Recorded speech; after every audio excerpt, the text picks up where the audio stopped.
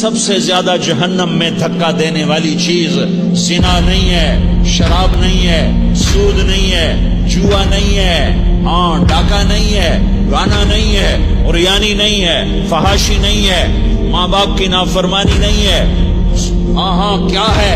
نماز کا چھوڑنا نہیں ہے، روزے کا چھوڑنا نہیں ہے، زکوٰۃ کا چھوڑنا نہیں ہے، حج کا نہ کرنا نہیں ہے، کیا ہے؟ ارے کیا ہے؟ اور میرے نبی کا سنو، وَهَلْ يَكُبُّ النَّاسُ فِي نَارِ جَهَنَّمَ إِلَّا حَصَائِدُ أَلْسِنَتِهِمْ، وہ کیا ہے یا رسول اللہ؟ تو آپ نے مجھے دیکھو، آپ نے زبان باہر نکالی، ایسے زبان باہر نکالی اور یوں پکڑا۔ معاذ بن جبل کو ایسے سمجھایا جیسے معصوم بچے کو سمجھایا جاتا ہے، نے بڑے صحابی کو یوں سمجھایا، معاذ زبان قابو میں رکھ، نفس کو سب سے زیادہ گندا کرنے والی